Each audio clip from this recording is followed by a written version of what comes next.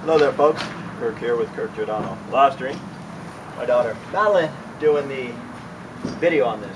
Today what I'm going to show you guys is, if you can zero in on this, zoom in on this, this stucco is buckling from the house.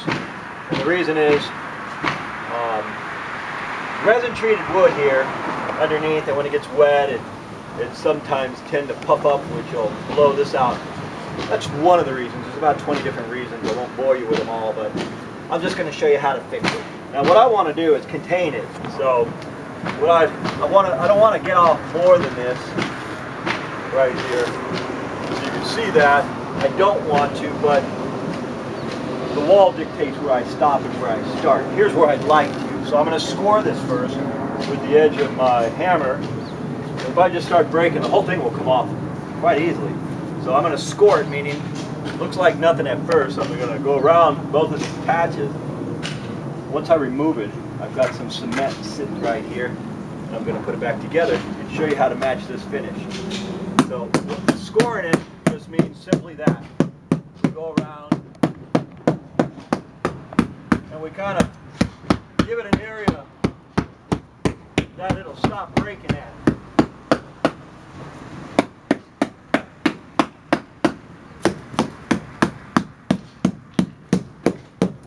I'm scoring it, meaning don't break any further than this, because I could end up tearing the whole wall off quite easily if I don't know what I'm doing. But I've done this before, and the key to it is, where do you start and where do you stop?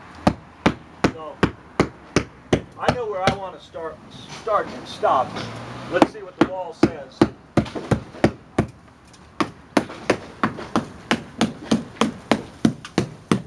Okay, so just keep scoring it, and it will come off almost by itself. So that's the idea of scoring it. It's messy work. I'm generally wearing a mask when I do this.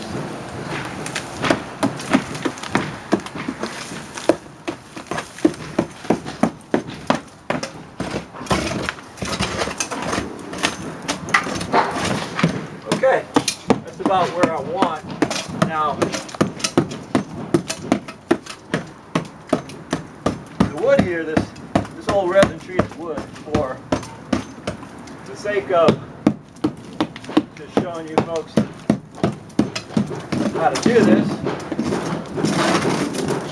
put all this stuff off of here, because if it's loose, you want it off now, obviously.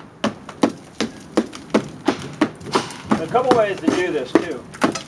I could put wire in here, which I generally do, but this is a pretty small patch. What I'm going to do is I'm going to prepare this net. Now I have Weldcrete. I'm going to take a water hose this, get all the dust off, and I'm going to hit it with Weldcrete. Weldcrete is just a bonding agent. I want it to bond to this wood and to these keys. I could dig these keys out.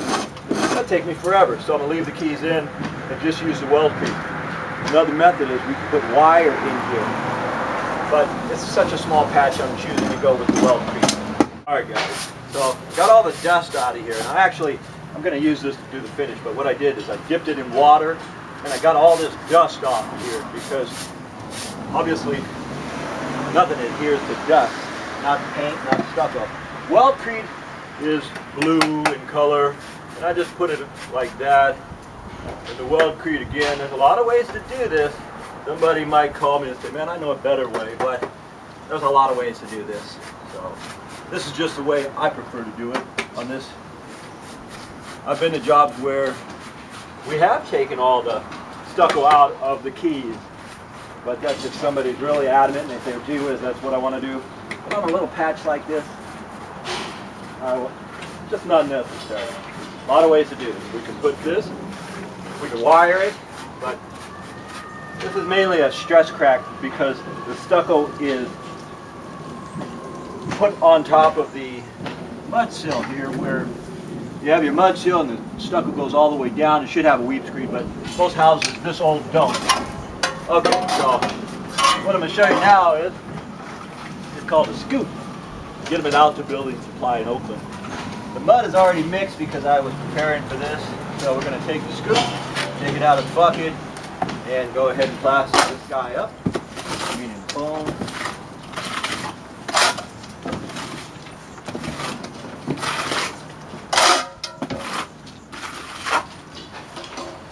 Finish this off here. And this mud is kind of wet. I wanted it a little bit heavier, but I can still work it.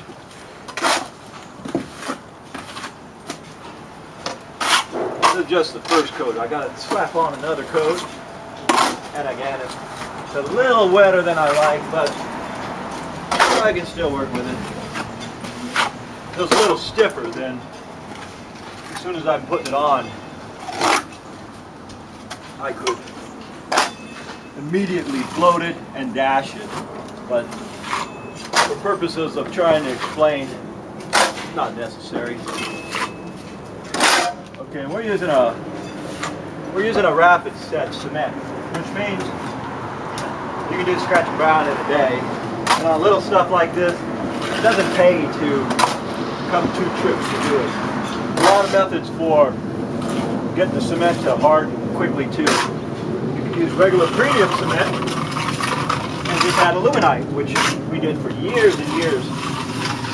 Then they come up with other products such as the La Havre 1 Coat, Western 1 Coat Omega, and still other products such as the one we're using here today, which is called Rapid Set, meaning that name means it sets quick.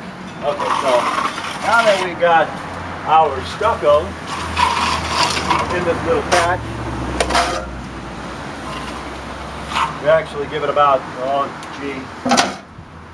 I'd give it about 15 minutes and it'd be ready to float, but so I don't have to come back here and I'm going to try to float it right now. Meaning this sponge float right here is how we bring the aggregate out. It's not going to give it a dash finish, but it'll bring the aggregate out. I'm going to get all the water out of this because I'm trying to dry this out. I get the water out of here, otherwise I'm going to put more water into this and it's going to still take a bit longer than I want. So now, fresh stucco like this, we're going to always go up. We're going up, and the idea is here, I'm going down now, but I know what I'm doing. Don't you guys, beginners, try to go down. We're going up because we want the stucco to adhere in this key up here. Go up, up right there.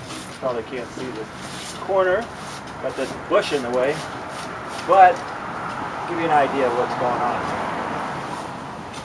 Just like that. If we were in the hot sun, this would already be dry, but it's winter right now. It's Christmas time. It's pretty cold out here. In fact, I'm real chilly myself. I'm going to let this set. We're going to come right back to it because it's just too cold. You can see your breath coming out of you and drizzling on you. You give it a few more minutes to set. It's about 15 minutes from where we last stopped. And what I'm doing now is give it a chance for this cement to harden. Again, it's about 50 degrees out here. It is chilly. So, if it's real hot, you put more retardants. If it's a chilly day like this, you hardly put any retardants. But because I'm working alone, just trying to explain, I put a lot of retardants, so it's not really hardening up. Okay, that's a float, and that's prior to a dash. In order to match this, you have to float it all in. Now you take a dash brush. Dash brush. Get it out the building supply. People always saying, where do you get them? That's where you get them. Dip it in soupy mud, the same cement that I was using. It's kind of soupy, see it? You want to get the majority off. Just shake it down like this. Noisy street, hopefully you can hear this. And you just dash it, just a little bit of your wrist. See that? You just dash it on there. And of course, I only want to dash the new stuff. I don't want to put another coat of dash on their original dash. Because when it's painted, we want it to blend in. That's what the float is for. We blend it in with the float. And we come over here. It's called dashing, like a dash of salt. In the olden days, they dash of salt. Just just flick it on with your wrist. And the mud, stucco, cement, it's got to be soupy. Meaning you got to put a little bit of water in it so it's real runny. Otherwise, if it's real stiff, it won't come off well. I'm looking at the finish they have, so I got to match the finish they have, which I already know from experience that when they put it on, it was somewhat runny. Now, I'm done here. I'll have my daughter zoom in, and you guys can get an idea.